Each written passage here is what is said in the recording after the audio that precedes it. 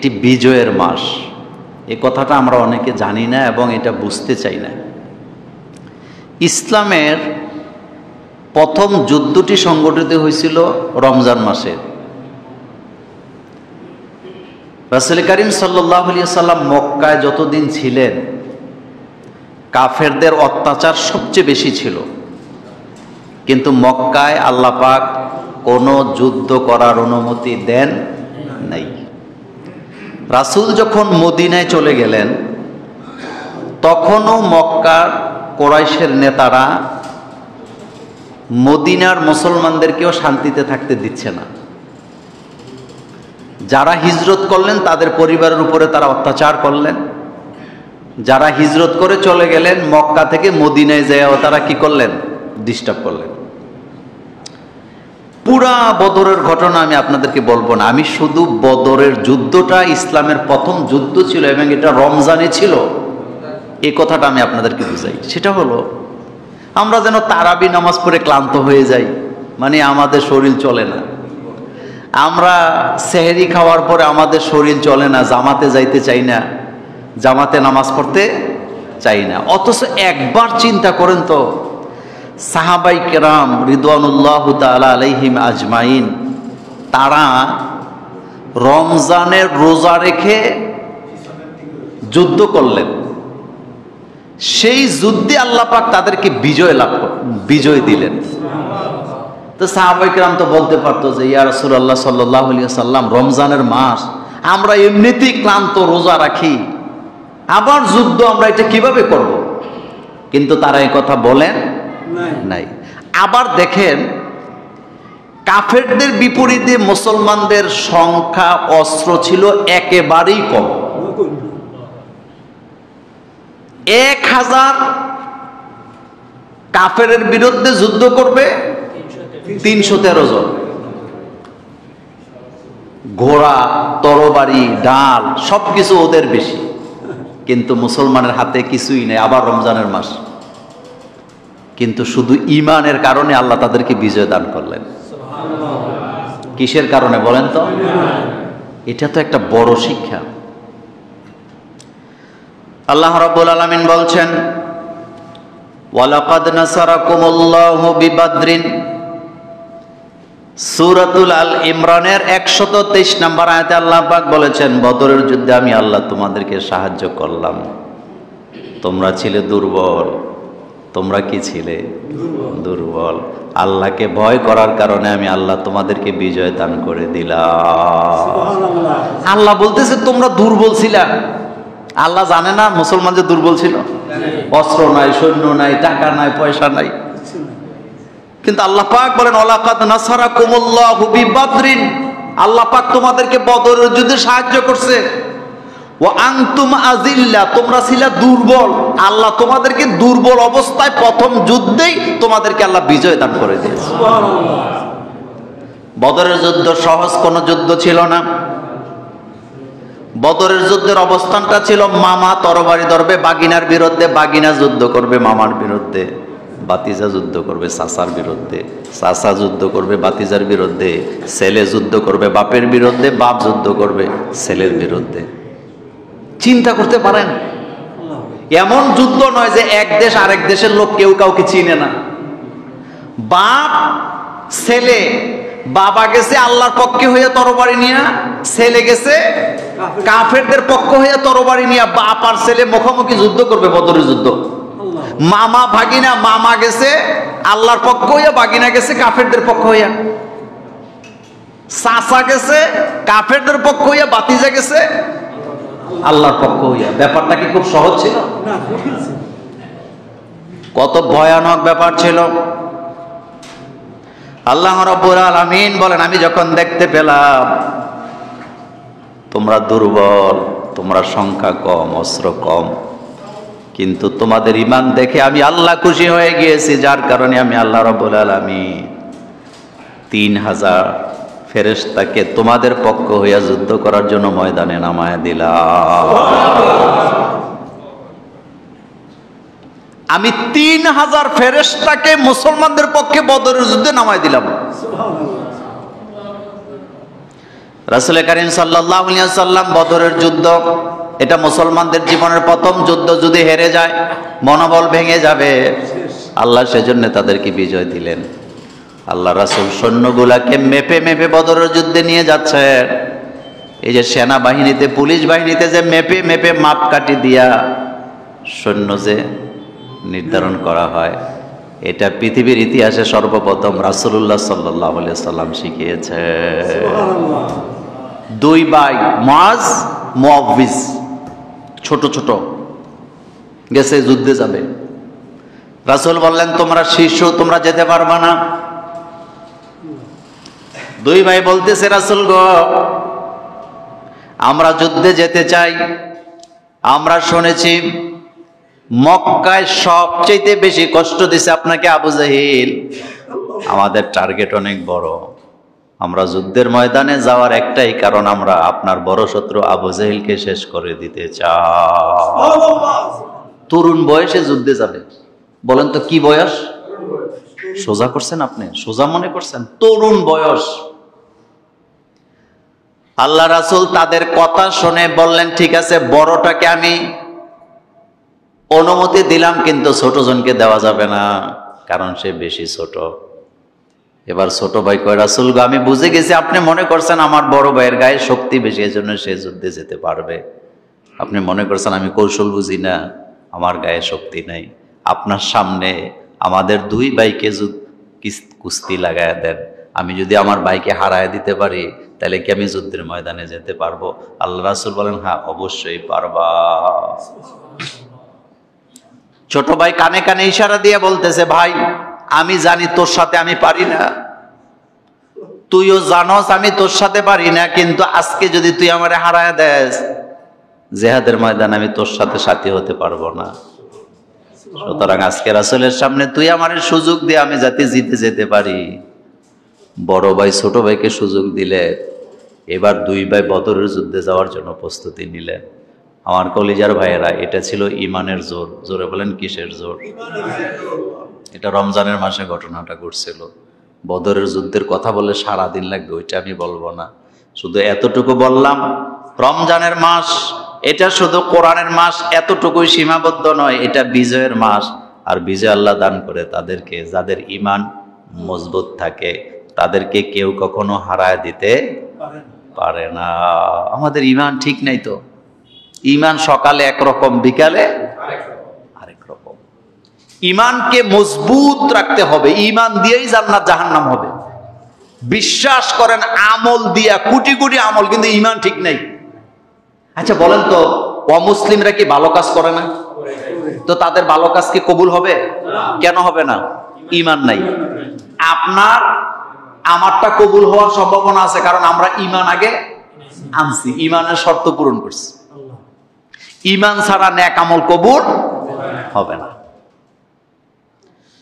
আমার কলিজার ভাইয়েরা,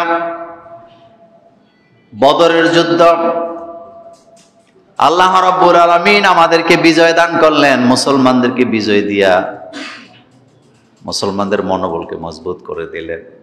যার কারণে পরবর্তীতে যত যুদ্ধের ঘোষণা আসছে মুসলমানরা পিছপা হয় নাই। যার কারণে কিয়ামত পর্যন্ত দিনের বিজয় সারা পৃথিবী জোড়া আছে না? রাসূল এই যে বদরের যুদ্ধ,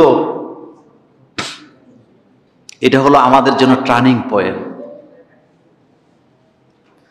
মক্কা থেকে মদিনায় চলে গেছে, মক্কার পরিবেশ প্রতিকূলে থাকায় সেখানে সশস্ত্র যুদ্ধের অনুমতি আল্লাহ পাক দেয় নাই। মদিনাতে যাওয়ার পর আল্লাহ কয় ঠিক আছে এবার যুদ্ধ করেন। আর দুই নাম্বার যে শিক্ষাটা ছিল বদরের, এটা হলো মুসলমানরা যে বদরের যুদ্ধে জড়াইলেন, এটা ছিল আত্মরক্ষা।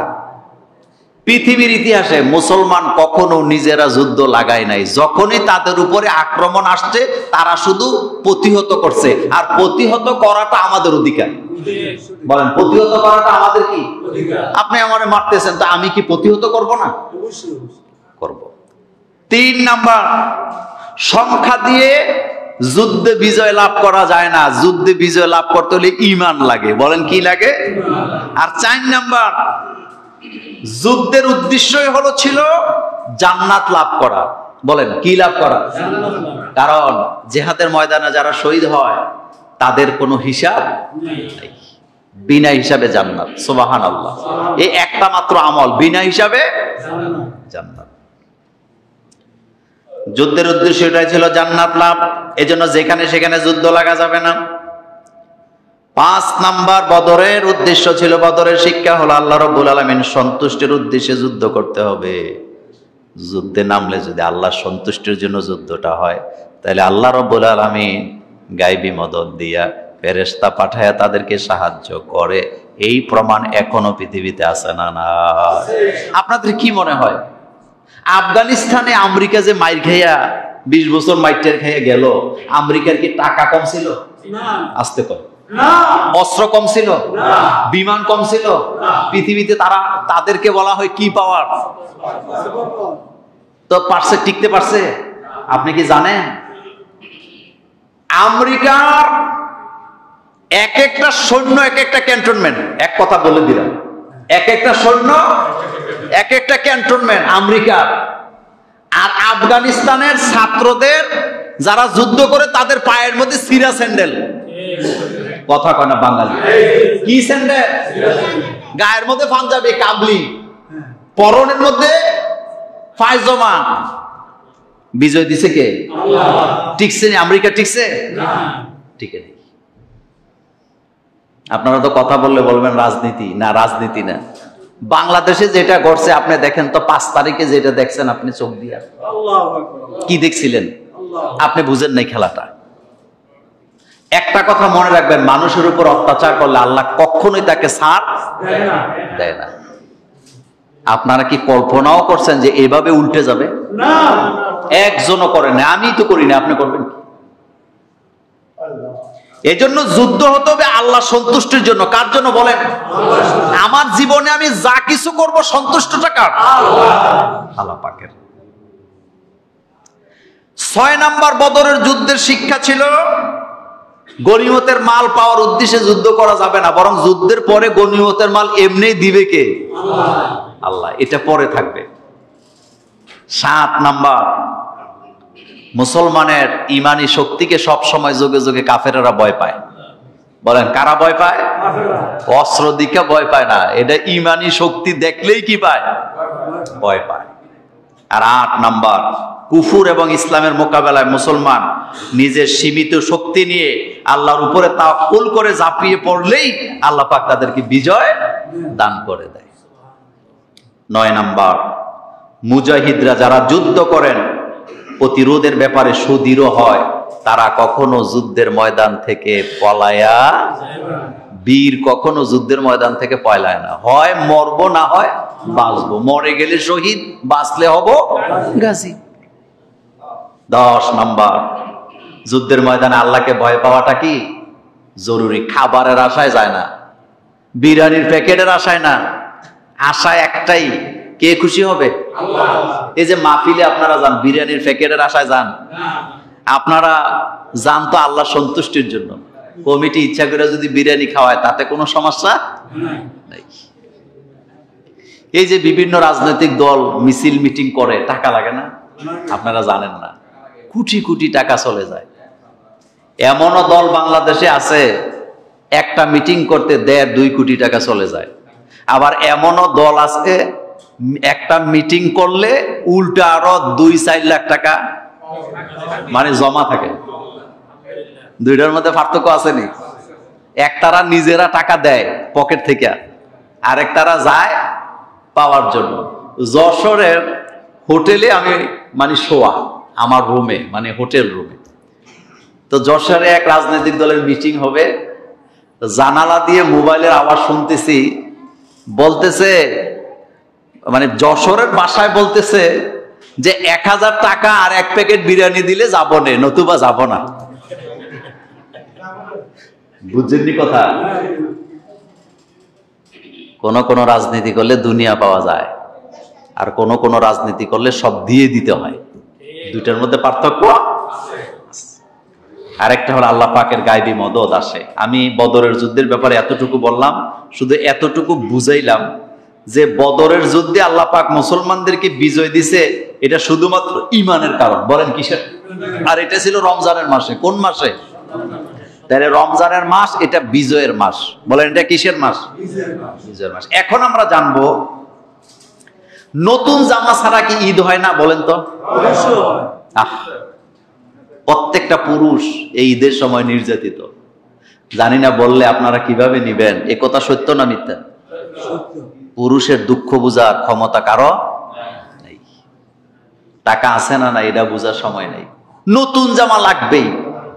আমি ফতুয়া দিলাম নতুন জামা পরে ঈদ করতে হবে, এই কথা কোরআন হাদিসের কোথাও নেই। জামা যেগুলো আছে এগুলোর মধ্যে সবচেয়ে ভালোটা পরে ঈদগাতে যাবেন, এটা হলো হুকুম। কিন্তু পুরুষগুলাকে এখন দেখেন না, মার্কেটে যান আপনি, নামাজের সময় মসজিদে লোক নাই, কিন্তু মার্কেটে আপনি যাই দেখেন আপনি দাঁড়াইতে পারবেন না। এই কথাগুলো সত্য না মিথ্যা?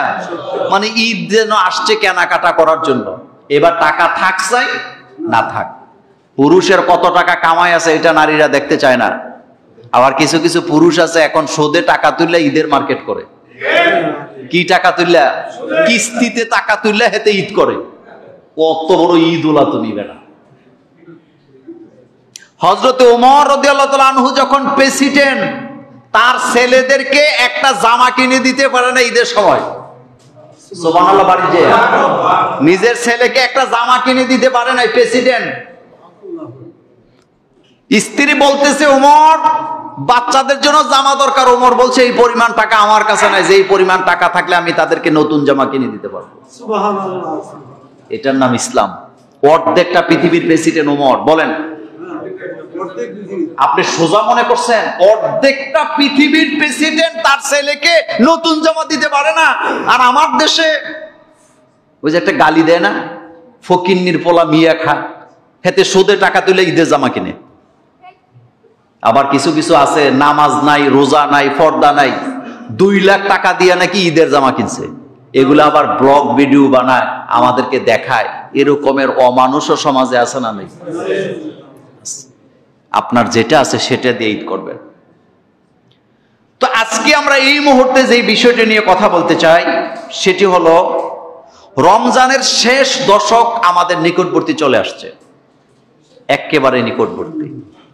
রমজানের শেষ দশকে সবার জন্য একটাই কাজ, সেটা হলো কদরকে তালাশ করা। বলেন কি তালাশ করা? কদর। হযরত আবু হুরায়রা রাদিয়াল্লাহু তাআলা আনহু থেকে হাদিস বর্ণিত, তিনি বলেন রাসূল কারীম সাল্লাল্লাহু আলাইহি ওয়াসাল্লাম বলেছেন, মান ক্বামা লাইলাতাল কদরি ঈমানান ওয়া ইহতিসাবা গুফিরা লাহু মা তাকাদ্দামা মিন যামবিহি। আল্লাহ নবী বলেন, যে ব্যক্তি কদরের রাত্রিতে জাগ্রত হয়, মান ক্বামা লাইলাতাল কদরি ঈমানান ওয়া ইহতিসাবান, ঈমানের সাথে, ইখলাসের সাথে, ইহতিসাবের সাথে নিজেকে সংশোধন করার উদ্দেশ্যে যেই ব্যক্তি কদরের রাত্রিতে জাগ্রত হয়, তাওবা করে, গুফিরা লাহু, তার জীবনের সকল গুনাহ আল্লাহ মাফ করে দেয়। মা তাকাদ্দামা মিন যামবিহি, তার অতীত জীবনে যত গুনাহ করেছেন আল্লাহ রাব্বুল আলামিন সব গুনাহ ক্ষমা করে দেয়। গুফিরা বলা হয়েছে, ক্ষমা হয়ে গেছে। সুবহানাল্লাহ বলেন। গুফিরা মানে আল্লাহ ক্ষমা করে দিয়েছেন। আল্লাহু আকবার। কদরের রাত লাগবে। বলেন কি রাত লাগবে? কদর। তারাবি নামাজের প্রথম 2-3 দিন মাশাআল্লাহ মুসল্লি ছিল। এখন বলেন আসেনি? কয় কাতার? এখন যারা আছে খুব, মানে ওই যে তেলা পোকারে ওষুধ দিলে যেমনি জুড়ায়, যারা আছি তারাও এমনি জুড়াইতেছি। হায় রে শক্তি, হায় রে জীবন, নরম হয়ে উঠছে। কি হয়ে উঠছে? এখন আসেন কদরের রাত 27 রাত্রিতেই, এই কথা কোরআন হাদিসের কোথাও নাই। কদরের রাত্রি আপনি তালাশ করবেন রমজানের শেষ দশকের প্রত্যেক বেজর রাত্রিতে। কদর কবে হবে এটা রাসূল বলে নাই। এই ব্যাপারে অসংখ্য ওয়াজ মাহফিল আপনারা শুনছেন। অনেকে বসে আছে 27 রাত্রিতেই কদর হবে, একটা বর্ণনাও নাই। আলেম ওলামারা গবেষণা করে বলেছেন হতে পারে 27 রাত্রি, কিন্তু রাসূল বলছে বেজর রাত্রিতে কদর তালাশ করো। তাহলে গুরুত্ব কাটটা দেওয়া দরকার আগে, রাসূলেরটা আগে দিবেন। রাসূল কারীম সাল্লাল্লাহু আলাইহি সাল্লাম সহিহ মুসলিমের হাদিসে বলেছেন, তোমরা রমজানের শেষ দশকে রাত্রগুলোতে কদরকে অন্বেষণ করো, শেষ দশকের বেজর রাত্রিতে তোমরা জাগ্রত হও। বেজর রাত্রিগুলা, কারণ রাসূল বলেন জিবরাইল আমাকে যে কদরের কথা বলেছিলেন সেই জায়গায় বেজর কথাটাই ছিল, তবে সংখ্যাটা আমার মনে নাই। হতে পারে আল্লাহ আমার এটা ভুলাইয়া দিছে, যাতে করে আমার উম্মতেরা ইবাদত করার সুযোগ বেশি বেশি করে পায়। আল্লাহ রাব্বুল আলামিন কি ইচ্ছা করলে বলে দিতে পারতেন না কদরটা কবে? পারতেন কিনা? কিন্তু আল্লাহ চায় বান্দা যেন জাগ্রত হয়, কারণ বান্দা জাগ্রত হইলে সবচেয়ে বেশি খুশি হয় কে? আল্লাহ পাক। এজন্য কদরকে তালাশ করবেন রমজানের শেষ দশকে। আল্লাহুম্মা ইন্নাকা আফুউন তুহিব্বুল আফওয়া ফাআফু আন্নি, পড়েন আল্লাহুম্মা ইন্নাকা আফুউন, আয় আল্লাহ তুমি ক্ষমাকে ভালোবাসো, তুমি আমাকে ক্ষমা করে দাও। ফাআফু আন্নি, তুমি দয়া করে আমাকে মাফ করে দাও। বেশি বেশি করে দোয়াটা পড়বেন, বলেন দোয়া পড়েন, পড়েন আল্লাহুম্মা ইন্নাকা আফুউন তুহিব্বুল আফওয়া ফাআফু আন্নি, আল্লাহুম্মা ইন্নাকা আফুউন তুহিব্বুল আফওয়া ফাআফু আন্নি। কাবা শরীফে বিতিরের নামাজের মুনাজাত ছোট হয় না বড় হয়? কত বড়? অনেক বড়। 40-45 মিনিট পর্যন্ত মুনাজাত করে বিতিরের নামাজে, আর আমাদের টোটাল নামাজ শেষ হয়ে যায় 40 মিনিটে। মক্কা মদিনায় আরব দেশগুলাতে বড় বড় শায়েখেরা বিতিরের নামাজের মুনাজাত করে 45 মিনিট। বলেন কয় মিনিট? আর আমরা 40 মিনিটে টোটাল নামাজ শেষ। এই হলো আমাদের নামাজ। বিতিরের নামাজে দোয়া কবুল হয়, লম্বা দোয়া করবেন, বলেন আল্লাহুম্মা ইন্নাকা আফুউন তুহিব্বুল আফওয়া ফাআফু আন্নি, আয় আল্লাহ তুমি ক্ষমাকে ভালোবাসো, তুমি আমাকে ক্ষমা করে দাও। বলেন আল্লাহ তুমি ক্ষমাকে ভালোবাসে কে? এই জন্য মানুষের মধ্যে যারা মানুষকে ক্ষমা করে আল্লাহকে আমি তাদেরকে ভালোবাসি। ওয়াল কাযিমিনাল গায়যা ওয়াল আফিনা আনিন নাস ওয়াল্লাহু ইউহিব্বুল মুহসিনিন, যারা মানুষের অপরাধকে ক্ষমা করে আমি আল্লাহ তাদেরকে ক্ষমা করে দিই, তাদেরকে ভালোবাসি। তাহলে কদর তালাশ করবেন কবে? ইন্না আনজালনাহু ফি লাইলাতিল কদরি ওয়া মা আদরাকা মা লাইলাতুল কদরি লাইলাতুল কদরি খায়রুম মিন আলফি শাহর। কদর এত মর্যাদার রাত্র যেটা 1000 মাসের চেয়ে উত্তম। আরে ভাই, শেষ 10 দিন জাগ্রত হইলে যদি 1000 মাসের চেয়ে বেশি সওয়াব পাওয়া যায়, তাহলে 10টা দিনও কি জাগতে পারবো না? ইনশাআল্লাহ। অন্তত 10টা দিন যেন জাগ্রত হই, আল্লাহর কাছে যেন কান্নাকাটি করি। মাফ করার ক্ষমতা কার? আল্লাহ মাফ করবেনই, আল্লাহ মাফ করবেনই। শোনেন,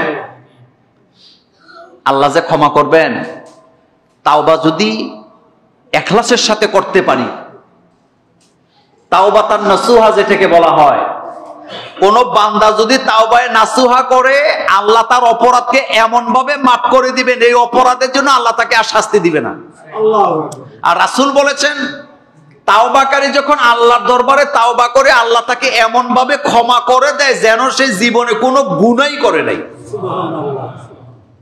ফামান তাবা মিন বাদি যুলমিহি ওয়া আসলাহা ফা ইন্নাল্লাহা ইয়াতুবু আলাইহি, আল্লাহ বলেন আমার বান্দা যখন তাওবা করে নিজেকে সংশোধন করে নেয়, আমি অবশ্যই আমার বান্দার তাওবাকে কবুল করি, আমি তাকে মাফ করে দেই। কবি বলেছেন 1000 বার তাওবা শেকাস্তি বাসা বাজা বাজা। কবির ভাষায় কবি বলেছেন আমার রব তো এমন রব, 1000 বার যদি বান্দা তাওবাকে ভঙ্গ করে আল্লাহ বলে বাজা ফেরত আস, আমার কাছে ক্ষমা চা, আমি তোরে মাফ করে দেব। আদালতে যদি আপনি কোনো কারণে আসামি হইয়া জেলে যান, 100 বছর পরে জেলখানায় আসামিদের লিস্ট তালাশ করে আপনার নাম পাওয়া যাবে। কিন্তু আল্লাহর আদালতে যারা অপরাধী হয়, তারা যখন আল্লাহর কাছে ক্ষমা চায়, আল্লাহ তাদেরকে এমন ভাবে ক্ষমা করে তারা জীবনে মনে হয় যেন গুনাই করে নাই। আমলনামাকে এমন ভাবে পরিষ্কার করে দেয় কে? মনে হয় যেন তারা কোনো গুনাই করে নাই, কোনো নাম নাই, কোনো না নাই। এই জন্য তাওবা করতে হবে কার কাছে? বিনয়ী হইয়া তাওবা করবেন। এখন আসেন আরেকটা গুরুত্বপূর্ণ কথা, সেটা হলো রমজানের শেষ দশকে ইতিকাফ করা। কি করা? ইতিকাফ। এটা মহিলারা করতে পারে ঘরের ভিতরে, পুরুষেরা করবে জুমার মসজিদে। কোথায় করবেন? জুমা মসজিদে ইতিকাফ করবেন। ওয়া আকিফুনা ফিল মাসা ওয়া আনতুম আকিফুনা ফিল মাসাজিদ। আল্লাহ পাক বলেন তোমরা ইতিকাফ করো। কোথায় করো? মসজিদে করো। শেষ দশকে যারা ইতিকাফ করবেন, রাসূল করিম সাল্লাল্লাহু আলাইহি ওয়াসাল্লাম বলেছেন, একজন ব্যক্তি যখন ইতিকাফে প্রবেশ করেন, তার আমল নামায় 99 দপ্তর ভর্তি যদি গুনাহ নিয়ে সে ইতিকাফে ঢুকে যায়, আর সে ইতিকাফে ঢোকার পরে সে যদি আল্লাহর কাছে কান্নাকাটি করে, আল্লাহর কাছে ক্ষমা চায়, আল্লাহর ইবাদতে যদি মগ্ন থাকে, দুনিয়ার কোনো ঝামেলা যদি তাকে না পায়, সে যখন মসজিদ থেকে বের হবে, মায়ের পেট থেকে মাসুম বাচ্চা যেভাবে বের হয়েছে, কোনো গুনাহ ছিল না, আল্লাহ ইতিকাফকারীকে তার জায়গা থেকে এমন ভাবে মাসুম করে তারপরে বের করে দেয়। আল্লাহু আকবার কোন। ইতিকাফে ঢোকার সময় আমলনামা ভর্তি গুনাহ ছিল, আল্লাহর ভয়েতে চোখের পানি ফেলছে, ইবাদতে মগ্ন ছিল, দুনিয়ার কোনো ঝামেলা তারে পায় নাই। রাসূল বলেন এখান থেকে বের হওয়ার সময় মায়ের পেট থেকে যেভাবে মাসুম ছিল ওইভাবে আল্লাহ মাসুম করে তাকে বের করে দেয়। আর আমাদের দেশে এখন ইতিকাফে ঢুকে সংবাদপত্র লইয়া, মোবাইল নিয়া, কথা কন না কে, কি লইয়া? আমি দেখছি মোবাইল চার্জ দিয়ে রাখছে মাথার কাছে। ভাই ইতিকাফে বইছেন? কই ইতিকাফে বইছি তাতে কি হইছে? দুনিয়ার খোঁজ খবর রাখা লাগে না? কিছু কিছু আছে, আপনি যদি বাসায় যায় আজকে বলেন আমি ইতিকাফে বসবো, আপনার বউ কব আমগরে কই ফেলাইয়া যাইবা? আমাদের কি ঈদ নাই? আমাদের কি কেনাকাটা নাই? তুমি ইতিকাফে যায় বসে থাকবা? এটা একটা কথা হইল? এরকমের মন মানসিকতার লোক আসেনি? আবার কিছু কিছু মানুষ আছে ইতিকাফ করার সুযোগ আছে কিন্তু করবে না। আপনি যদি বলেন ইতিকাফ করেন, ভাই পরিবারটা দেখবো কি?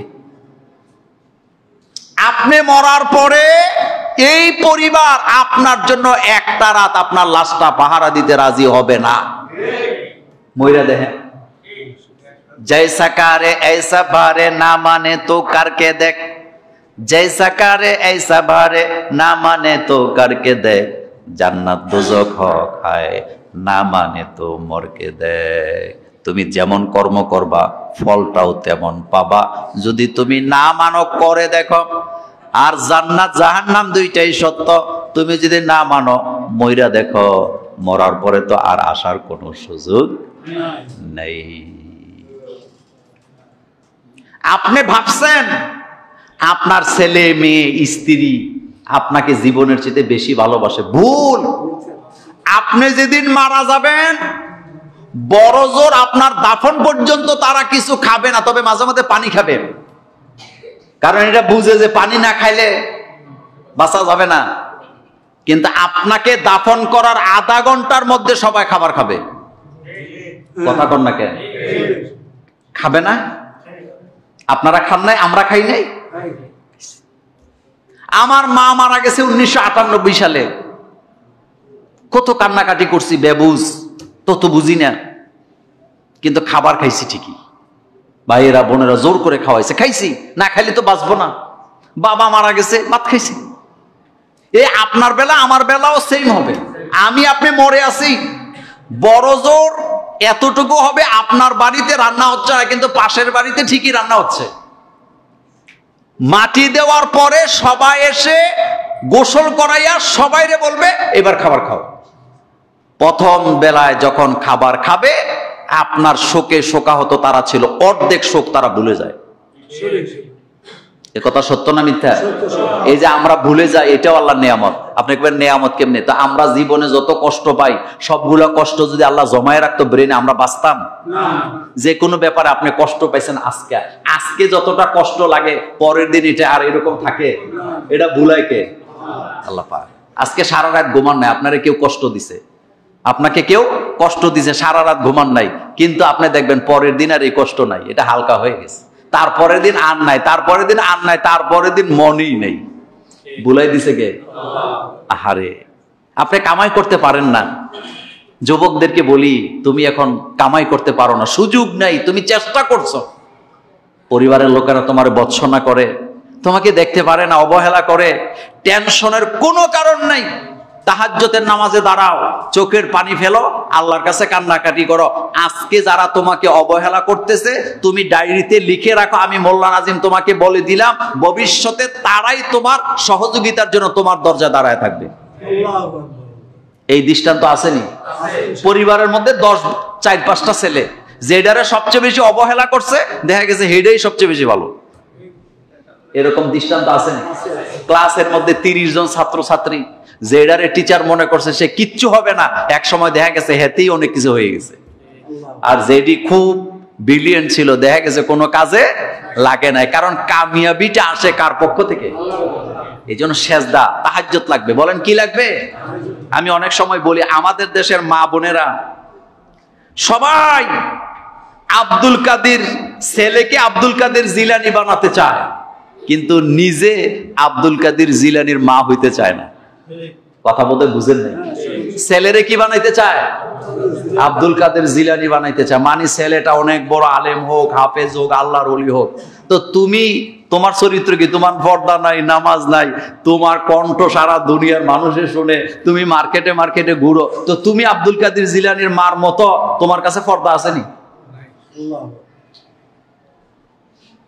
আব্দুল কাদের জিলানী এমনি এমনি হয় না। আব্দুল কাদের জিলানীর মা আগে আব্দুল কাদের জিলানীর মা হইছে, ওনাকে কোন পরপুরুষ দেখে নাই, তার কণ্ঠ কেউ শুনে নাই, যার কারণে তার পেটের ভিতরে আল্লাহ আব্দুল কাদের জিলানী দান করছে। আর তুমি জিলানী দিলে আরেকবার থেকে শোনা যায়। তুমি বাজারে গেলে লোকেরা তোমারে দেখলে সবাই চিনে, আইসে ম্যাডাম, ম্যাডাম, ম্যাডাম আসেন, আপনারা তো চিনি, কোকা কলা খাইবেন নাকি কি খাইবেন আগে কোন, এরকম আসেনি? আবার দেখবেন কিছু কিছু মহিলা আছে বদ খাচ্ছত, এগুলা তারা এসে কি করে জানো? আমার মার্কেটে সবাই চিনে। আচ্ছা, একজন মহিলাকে মার্কেটে সবাই চিনে, এটা কি ভালো গুণ না খারাপ গুণ? এত আসতে না, জোরে বলবেন যাতে আওয়াজটা শুনে। একজন মহিলারে ব্যাংকের ম্যানেজারে চিনে, দোকানদাররা চিনে, মার্কেটের লোকেরা চিনে, বাজারের লোকেরা চিনে, এটা কি ভালো গুণ না খারাপ গুণ? এই গুণের কারণে হতে পারে তুমি সেলসেলাইয়া জাহান্নামে যাবা, সেলসেলাইয়া জাহান্নামে যাবা, জাহান্নামে ফিসলাই ফিসলাই চলে যাবা, কারণ তোমার সবাই চিনে। একজন মহিলাকে সারা দুনিয়ার মানুষ চিনা, এটা কি জরুরি? আস্তাগফিরুল্লাহ, নাউজুবিল্লাহ। হযরতে ফাতেমা রাদিয়াল্লাহু তাআলা আনহা ইন্তেকালের আগে হযরত আলীকে বলেছেন, আলী, আমার ইন্তেকালের পর আমার লাশটা রাতের বেলা দাফন করবা, রাতের বেলা জানাজা দিবা।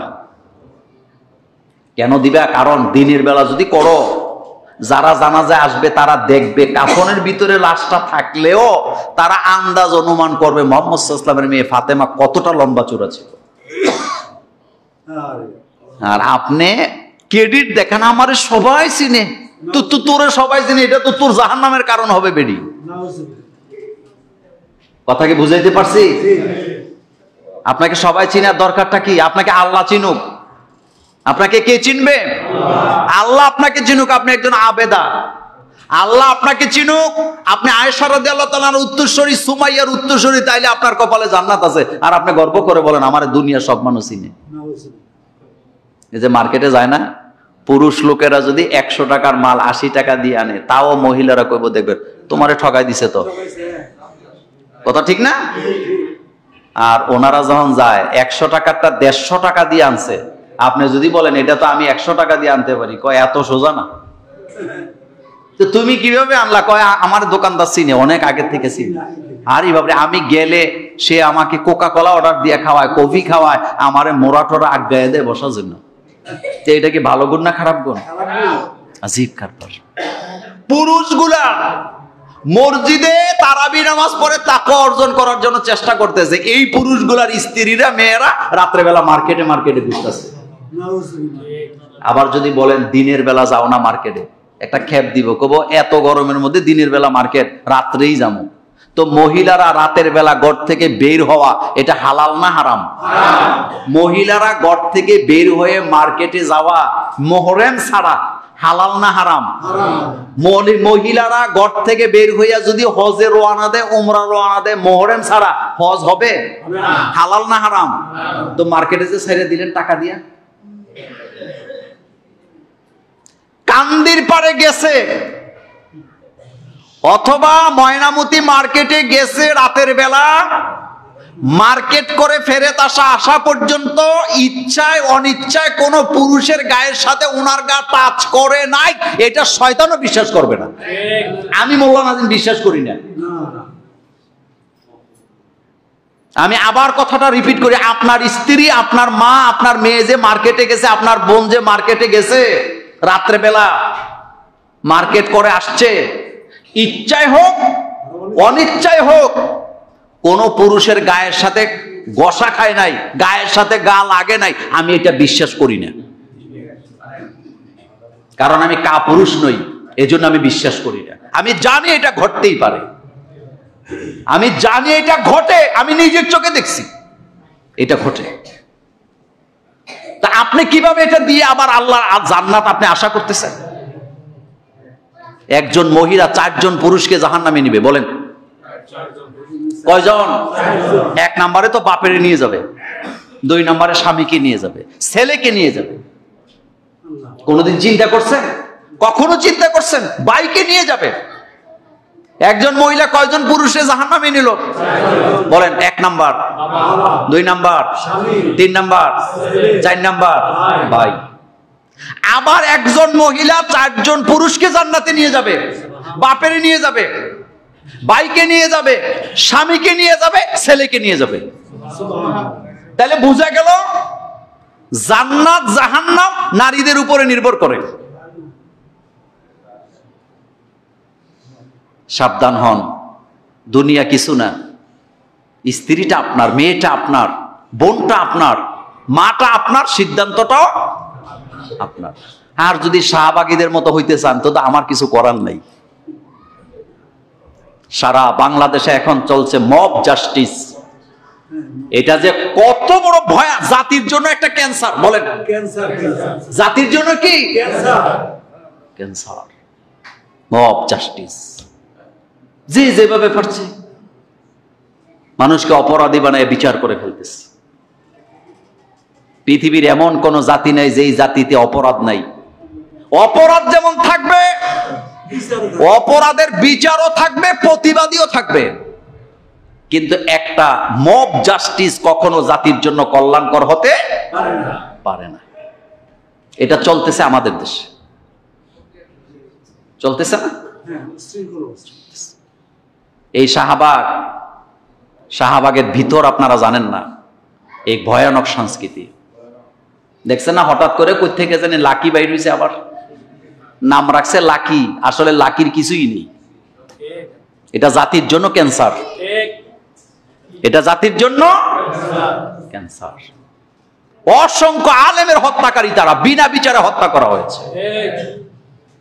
সর্বোচ্চ আদালত 3 বছর যাচাই বাছাই করে একটা ব্যক্তির ব্যাপারে রায় দিছে যাবজ্জীবন কারাদণ্ড।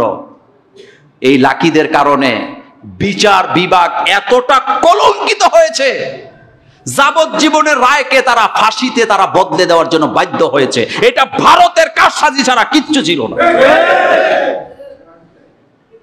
আর এই দালালগুলি এখন আবার মব জাস্টিস নিয়ে ময়দানে নেমেছে। দেখছেন না পুলিশের গায়ে কিভাবে হাত দিছে? একটা মেয়ে একটা পুলিশের গায়ে এভাবে হাত দিতে পারে? এগুলির আপনি মেয়ে বলেন? সে কারো না কারো বোন না? সে কারো না কারো মেয়ে না? তো তার বাপ কি এটা দেখে নাই যে আমার মেয়েটা কোথায় যাচ্ছে, কি করতেছে? আপনারা যারা এখানে বসে আছেন, আপনার মেয়ে বোন এটা করুক, আপনারা কি চান? না। আর যদি যাইতো এর পরের থেকে আপনি আপনার মেয়েকে শিকল দিয়ে ঘরে বাঁধা রাখতেন না? তো ওর মা বাপ কই? লাকিদের কি কোনো মা বাপ ছিল না? শাহবাগ এই নামের সাথে মুসলিম ইতিহাস জড়িত। সুতরাং শাহবাগে নাস্তিকরা যেদিন থেকে বসতে শিখেছে সেদিন থেকে শাহবাগের নামের সাথে কলঙ্ক জুড়ে দেওয়া হয়েছে। আপনার কাছে কি মনে হয় শাহবাগ এটা এটা এটা কি কোনো নাস্তিকদের কাছ থেকে এই নামটা আসছে? এই নামের সাথে বিরাট ইতিহাস জড়িত আছে। ওইদিকে গেলাম না, আমার হাতে এত সময় নাই, শুধু এতটুকু বললাম, ক্ষমা চাইবেন কার কাছে? আল্লাহ পাকের কাছে। আপনার মেয়েটা কোথায় যায়, আপনার স্ত্রীটা কোথায় যায়, এটা কন্ট্রোল করার দায়িত্ব আপনার। কার? আপনার। আমার কলিজার ভাইয়েরা, অনেক সময় আরো কথা বলার ছিল, তো এতেকাফের ব্যাপারে কথা বললাম, আপনারা এতেকাফ করার চেষ্টা করবেন। কয়েকটি প্রশ্ন আসছে, আমি একটু প্রশ্নগুলোর উত্তর দিয়ে দিই। দেশে দর্শন বেড়ে যাওয়ার কারণ কি? দেশে দর্শন বেড়ে যাওয়ার মূল কারণ হলো যারা দর্শন করে তাদের বিচার হয় না। ইসলামের আইন হলো দর্শনকারীর শাস্তি হবে মৃত্যুদণ্ড। বলেন, জোরে বলবেন। আপনারা কি এই শাস্তিটা চান? এই শাস্তির পক্ষে আপনারা আছেন না নাই? তাইলে দর্শন বাড়বে না কমবে? কিন্তু শাস্তি হইতে শুনছেন কোনদিন? শাস্তি লাগবে, শাস্তি ছাড়া জাতি ঠান্ডা হয় না। তেরে মেরে ডান্ডা মুসা আলাইহিস সালাম ফেরাউন ঠান্ডা করছে ডান্ডা দিয়া, হযরত ঈসা আলাইহিস সালাম জাতিরে ঠান্ডা করছে ডান্ডা দিয়া। শহীদ তিতুমির কি বানাইছে? বাঁশে। কথা কন না কেন? কেল্লা বানায় পাথর দিয়া, আর শহীদ তিতুমির কেল্লা বানাইছে কারণ বাঁশ ছাড়া ঠান্ডা করা যায় না। এই জন্য আইন করতে হবে। প্রথম আইন হবে দর্শনকারীর শাস্তি হবে মৃত্যুদণ্ড। নাম্বার 2, বিচারকে ঝুলাইয়া রাখা যাবে না, 3 মাসের মধ্যে বিচার শেষ করতে হবে। এই যে আসিয়া মারা গেল, দর্শন হলো, যে দর্শন করলো সে বলল আমি দর্শন করছি, সাক্ষীরা বলল আমরা দর্শনে সাক্ষী আছে, দর্শিতা হইছে, সব প্রমাণ থাকার পরেও আপনি বলেন তো এই বিচারটা করতে দেরি হবে কেন? আপনি বলেন তো কেন দেরি হবে?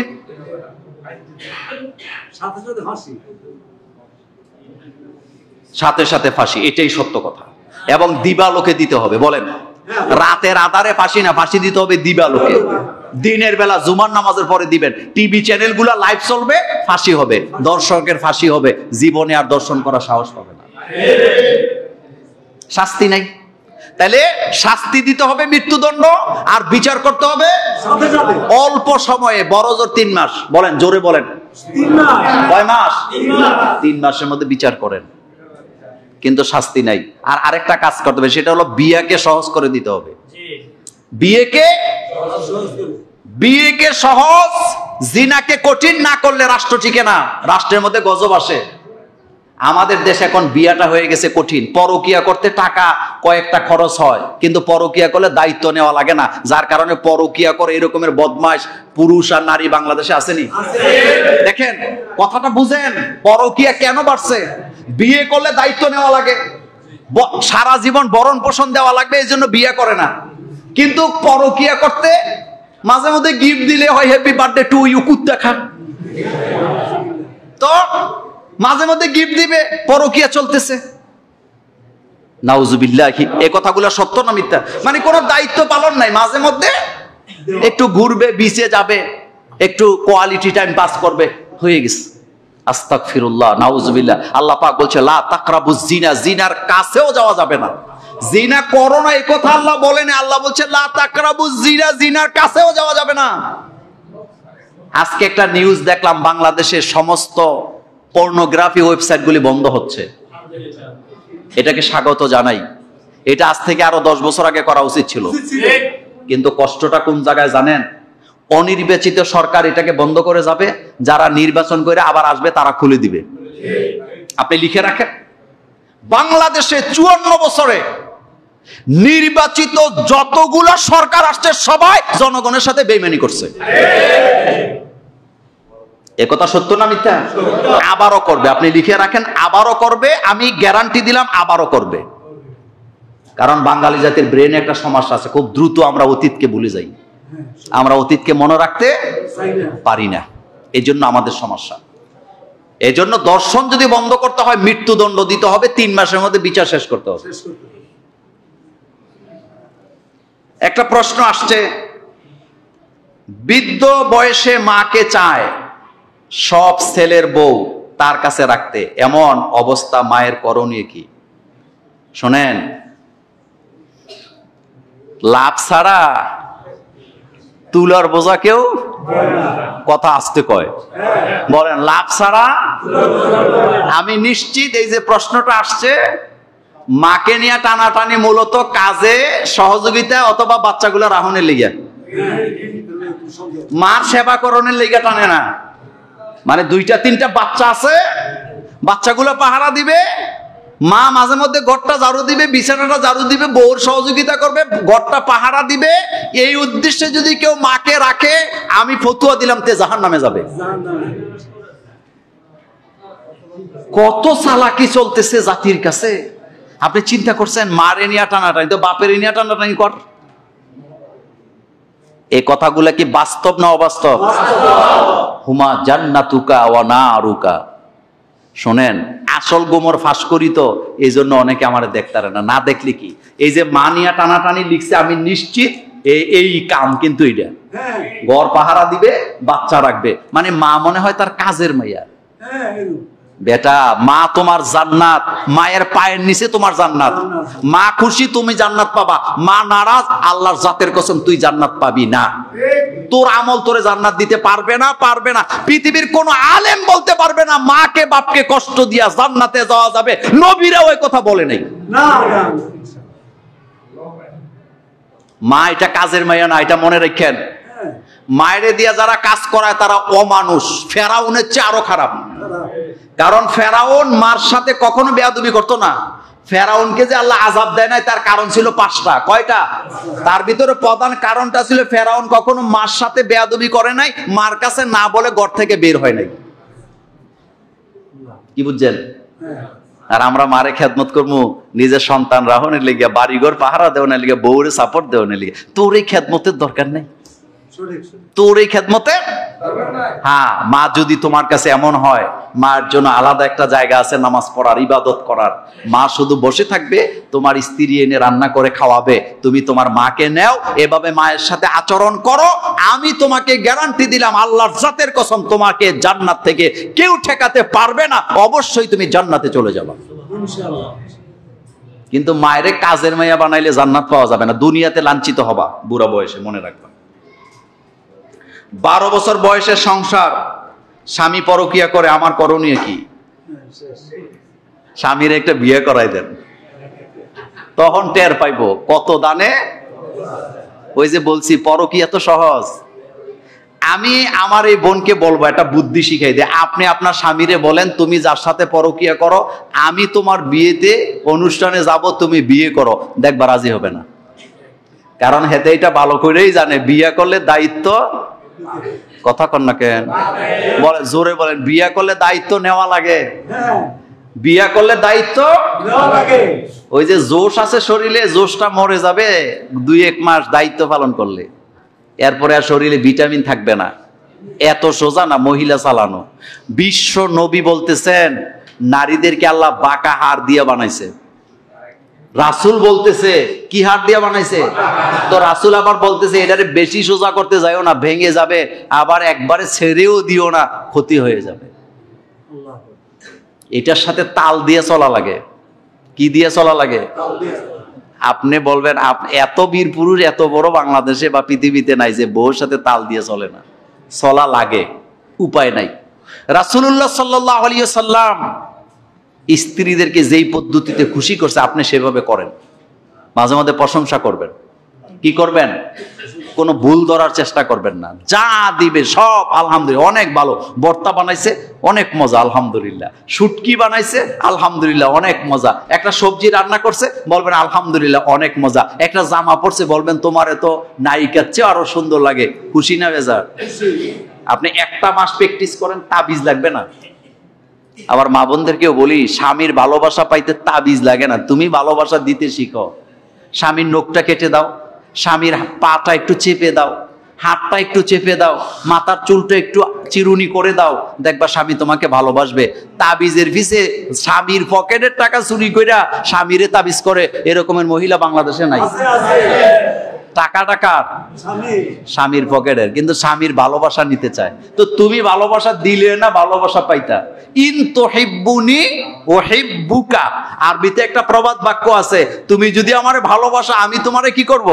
ভালোবাসবো। ইন তুহিব্বুনি উহিব্বুকা, তুমি ভালোবাসলে আমি ভালোবাসবো। ইন তুকরিমনি উকরিমকা, তুমি আমারে একরাম করলে আমি তোমাকে একরাম করব।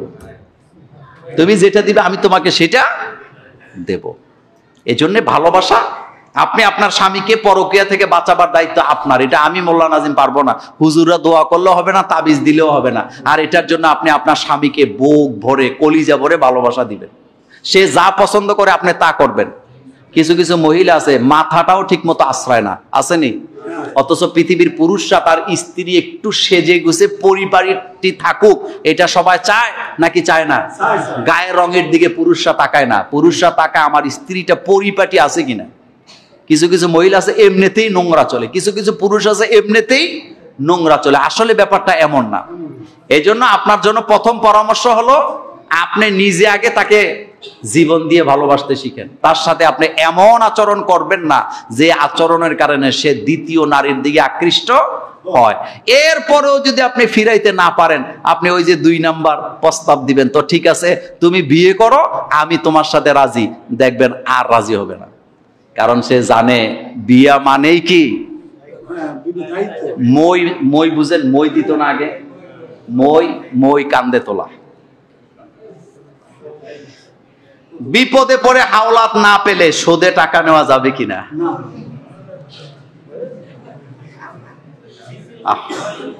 আপনারা হাসেন, হাসেন না। এই প্রশ্নটা আসলে সত্য। আমাদের দেশে এখন হাওলাত চাইলে কেউ দেয় না, সুদে চাইলে মসজিদের সভাপতিও রাজি। কথা কন না কেন? আসরের নামাজের পরে মসজিদের সভাপতির কাছে বয়ে কয়, ভাই ছেলেটা বিদেশ যাবে, সব টাকা দেওয়া আসে, শুধু ফ্লাইটের টাকাটা বাকি, টিকিটটা কাটলেই যেতে পারে।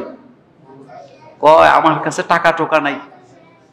তোকে ভাই টাকা নাই অসুবিধা নাই, একটা ব্যবস্থা করেন, যেমনি হোক, সুদে লাগলে সুদে হোক, যেমনি লাগে এমনি ব্যবস্থা করেন। কয় তাইলে ঠিক আছে, একটু দেখি, তোরে কালকে জানাবো। আলমারি খুললে টাকা গইনা দেখে মাশাআল্লাহ 60-70 হাজার টাকা আছে। এবার কয় শোন, তোর কথা তো বলতে পারি না, আরেক জায়গা থেকে আইনা দিছি, তবে বেইমানি করিস, আগে দিয়ে দিস। এরকমের সুদখোর বাংলাদেশে নাই। আচ্ছা, আমার একটা অভিজ্ঞতার কথা আপনাদেরকে শোনাই, শুনেন, একটা অভিজ্ঞতার কথা শোনাই। এক ছেলে বিদেশ গেছে সুদে টাকা নিয়া, মনোযোগ আছে? কি নিয়া? বিদেশ যাইয়া ওখান থেকে মাইর খেয়ে আইছে, টাকা কামাইতে পারে নাই।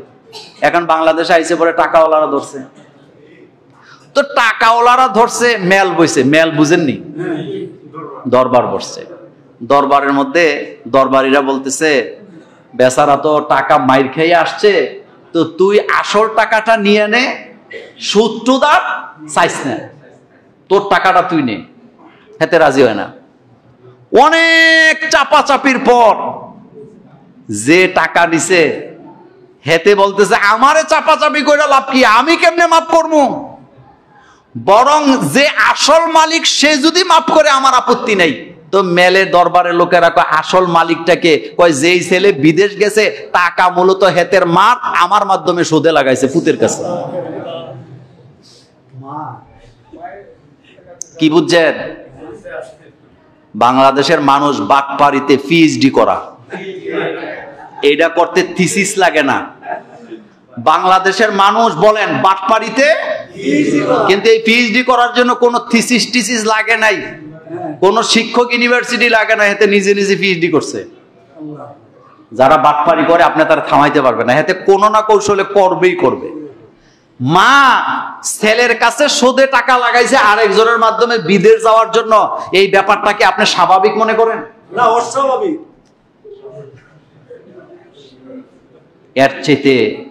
এর চেয়ে ভয়ঙ্কর কথা আর কিছু আছে? এই জাতিকে আল্লাহ হেফাজত করুক। এখন উত্তরটা দেই, বিপদে পড়েও সুদে টাকা নেওয়া যাবে না। সুদ খুব খারাপ জিনিস।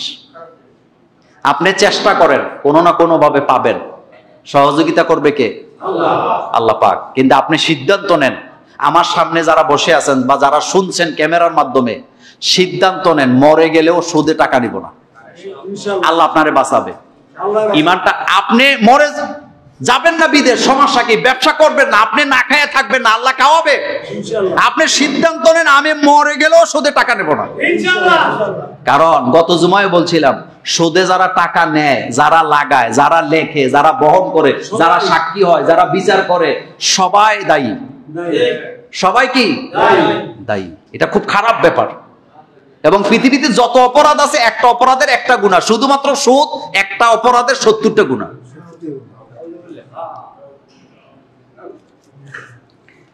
একটা প্রশ্ন আসছে, ঘোড়ার গোশত খাওয়া জায়েজ আছে কিনা? ঘোড়ার গোশত আপনারা খেতে চান? শোনেন, ঘোড়া ব্যবহার হয় যুদ্ধের জন্য। কিসের জন্য? কিসের জন্য? ব্রিটিশ সেনাবাহিনীতে এখনো ঘোড়া আছে। বিভিন্ন দেশের, সুইজারল্যান্ড, নিউজিল্যান্ড, বিভিন্ন দেশে এখনো কি আছে? ঘোড়া যুদ্ধের জন্য ব্যবহার হয়। এই জন্য রাসূল সাল্লাল্লাহু আলাইহি ওয়াসাল্লাম বলছেন ঘোড়া খাবা না, ঘোড়া খাওয়া যাবে না, এটা মাকরু। কোন কোন উলামায়ে কেরাম বলেছেন এটা মাকরুহে তাহরিম, কারণ এটা যুদ্ধের জন্য ব্যবহার হয়। ঘোড়া, এক একটা ঘোড়া এক একটা জঙ্গি বিমানের চেয়ে আরো শক্তিশালী। এই জন্য ঘোড়া খাওয়া।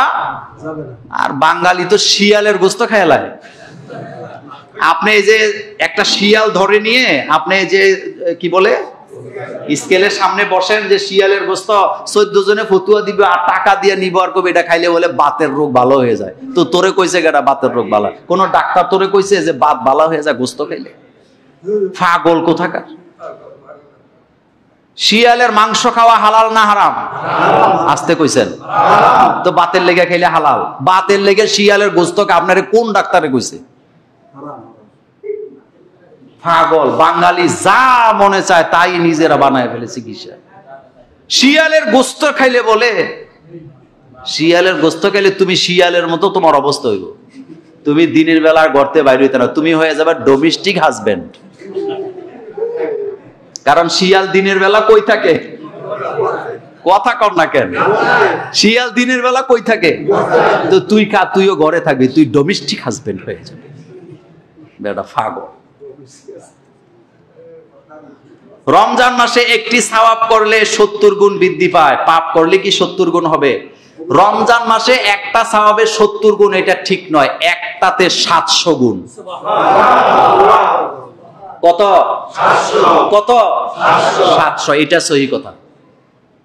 আর গুনাহ একটা করলে একটাই হবে, তো গুনাহ করার দরকার কি?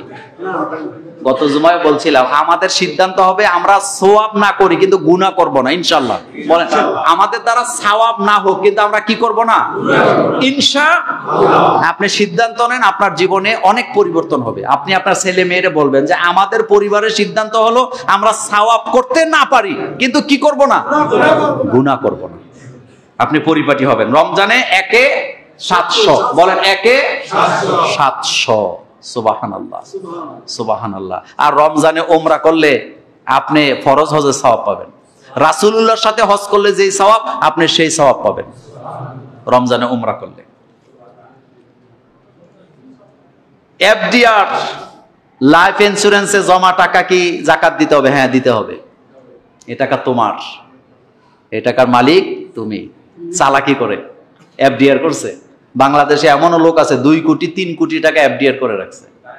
এরকম আছে না? আমি শোনেন, একবার এক ব্যাংকে বসে আছি, নামটাম বলবো না, রাজনৈতিক দলের বড় নেতা, দিনের বেলা চাদর গায়ে দিয়ে ঘুরে। তা আমি ওনার পাশে বসা, উনি আমার হাত ধরে আছে, মানে কথা বলতেছে, এমনি খুব ভালোবাসে। তো ওনার একটা এফডিআর এর পেপারস আসছে।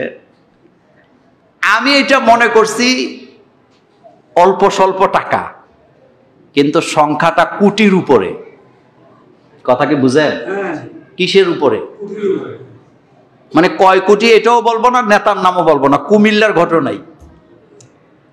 তা আমি হাসি দিয়ে বললাম, ভাই এটা কি লাখ না কোটি? হাসি দিয়ে কয়, মোল্লা ভাই ঠিক এই। তা আমি কইছি বলেন না, কয় এটা কোটি। তো ম্যানেজার হাসি দেয়া কয়, মোল্লা ভাই এরকমের আরো 10-12টা ওনার আছে।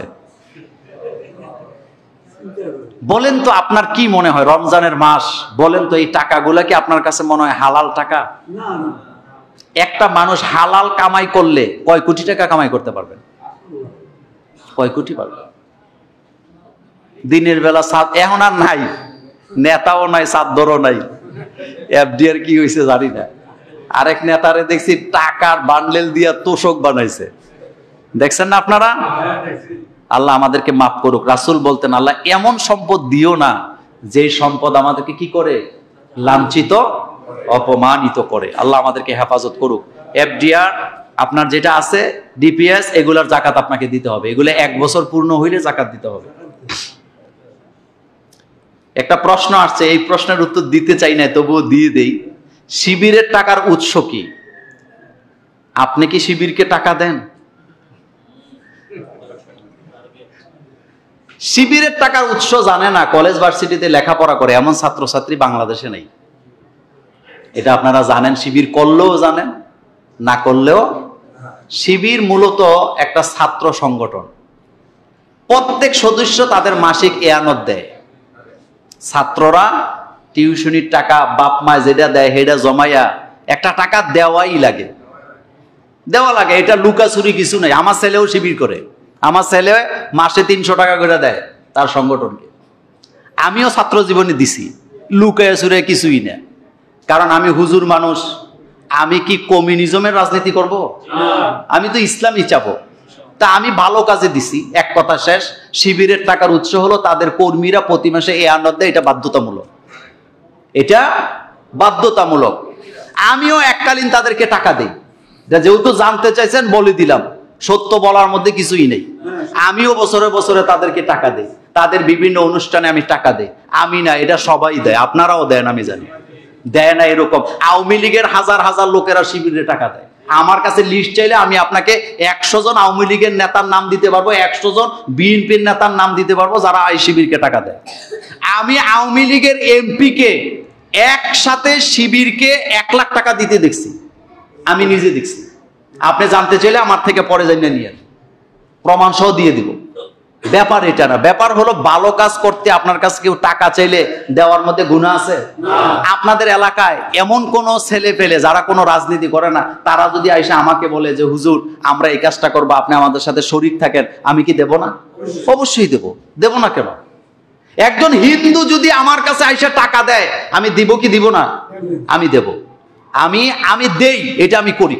হিন্দু বৌদ্ধ খ্রিস্টানকে আমি টাকা দিই, এটা আপনারা সাক্ষী আছেন, প্রমাণ আছে আপনাদের কাছে। আমি দেই, দিব না কেন? এটাই তো ইসলাম। যাকাতের টাকা আল্লাহ অমুসলিমদেরকে দিতে বলছে, তাদের টাকার উৎস এটাই। আবার গতকালকে দেখলাম ইফতারিতে তুরস্কের এক নাগরিক শিবিরের পোলাপানের ইফতারি দিছে, আবার প্রতি প্যাকেটের সাথে উনি 500 টাকা নোট করে দিছে। এটা আপনারা দেখছেন? তুরস্কের লোক, ঢাকা বিশ্ববিদ্যালয়ে প্যাকেটও দিছে, 500 টাকাও দিছে। আল্লাহ বাঁচাইছে, আমরা দেই নাই। আমরা দিলে খবর আছিল। আমাদের শুনেন, আমরা হইলাম কি জানেন? নেই শুনেন, আমরা হইলাম কি জানেন? যার জয় দেখি তার পক্ষে আমরা জয় গান গাই। আমি একটা মজার কথা বলি। বাংলাদেশে একজন বীর মুক্তিযোদ্ধা বঙ্গবীর কাদের সিদ্দিকী, নাম শুনছেন? অনেক ভালো মাপের রাজনীতিবিদ, ব্রেনও আছে, দাপটও আছে, কথা বলার কৌশলও সুন্দর। জামাতে ইসলামের টিভি চ্যানেল দিগন্ত টিভিতে উনি একটা অনুষ্ঠান করতো, আপনাদের মনে আছে? আছে। আচ্ছা শুনেন, আজ থেকে 10 বছর আগে উনি এক জায়গায় দাঁড়ায় একটা অনুষ্ঠানে বলছে, জামাতে ইসলামের লোক যদি জান্নাতে যায়, আল্লাহ যদি আমারে সেই জান্নাত দেয়, আমি এই জান্নাতে যাবো না। বলছেনি? আসতে না, জোরে বলছেনি। কি বলছে? 10 বছর আগের কথা। জামাতে ইসলামের লোক যদি জান্নাতে যায়, আর আল্লাহ যদি ওই জান্নাতে আমারে দিতেছে, আমি জান্নাতে যাবো না। আচ্ছা, গত কয়েকদিন আগে, 3-4 দিন আগে টাঙ্গাইলে জামাতে ইসলামের ইফতার মাহফিলে উনি হাজির। আল্লাহ কয়, বান্দারে, জামাতে ইসলামের সাথে তুই জান্নাত না, তোর ইফতার মাহফিল করায় ছাড়বো। এখন 10 বছর পরে জামাতের মধ্যে এমন কি গুণ চলে আসলো যে উনি ওদের ইফতার মাহফিলের প্রধান অতিথি? আপনি বলেন তো। এখন আবার প্রশংসা করতেছে। এটা হলো বাংলাদেশের রাজনীতিবিদদের চরিত্র। এই পিঠ ওই পিঠ, বলেন এই পিঠ। শোনেন, আমি কিন্তু জামাত শিবিরের প্রশংসা করি না, আমি আপনাকে একটা খেলা বুঝাই। এই দেশে রাজনৈতিক দলেরা চিরটা দিন সাধারণ জনগণের সেন্টিমেন্ট নিয়ে সিনিমিনি খেলছে। তারা নিজেদের সুবিধার জন্য সব সময় তারা চেষ্টা করছে, জনগণের সুবিধা কেউ চায় নাই। জনগণ কি চায়, সাধারণ মানুষ কি চায়, এই চিন্তা তাদের ব্রেনে কখনো ছিল না। যদি থাকতো বাংলাদেশটা এতদিনে সিঙ্গাপুরের চেয়ে আলো ভালো নষ্ট হইতো। আপনারা জানেন না বাংলাদেশের মানুষ এখন থাইল্যান্ডে যায় না? বাংলাদেশের একজন প্রেসিডেন্ট থাইল্যান্ডের সাথে চুক্তি করে নাই, তারা জেলে, তারা গরিব, এই জন্য যে তাদের সাথে চুক্তি করে পামুটা কি। কিন্তু এখন থাইল্যান্ড কোথায়, বাংলাদেশ কোথায়, আপনি বলেন তো। এই হলো আমাদের অবস্থা। আমি একেবারে অন্ধভাবে কোনো দলকে সাপোর্ট করি না। আমি ওই দলের পক্ষে চিরদিন থাকবো যারা আল্লাহ আল্লাহ রাসূলের আইন চায়। এই জায়গায় যদি ব্যত্যয় ঘটে আমি কোনো দলকে সাপোর্ট করব না, এটাই হলো আমার প্রতিজ্ঞা। এটা আমার হৃদয়ে আমি লালন করি। যারা আল্লাহ আল্লাহ রাসূলের পক্ষে আছে, ইসলামের পক্ষে আছে, আমরা তাদের পক্ষে আছি। আল্লাহ আল্লাহ রাসূলকে বাদ দিয়ে কোনো দলকে আমরা সাপোর্ট করি না, কারণ আমার আখেরাত লাগবে। বলেন আমার কি লাগবে? আখেরাত লাগবে। তো বলে দিলাম, শেষ কথা শুনেন। আমাদের ঝুমুরে যে একটা মাদ্রাসা হচ্ছে, আপনাদের জানা আছে তো? হ্যাঁ, জানা আছে? মনোযোগ আছে মাদ্রাসার প্রতি? একটু দেখবেন, একটু দেখবেন।